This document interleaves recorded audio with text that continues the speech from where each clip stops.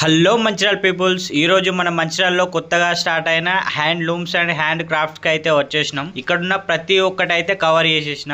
ముందే చెప్తున్నా మామ, ఇక్కడ దొరికే ప్రతి ఒక్క ఐటమ్ బెస్ట్ క్వాలిటీ తోటి రీజనబుల్ ప్రైసెస్ లో మన బడ్జెట్ లో అయితే దొరుకుతాయి. గా ఐటమ్స్ ఏందో చెప్తానా, జరంతా ఇను మామ.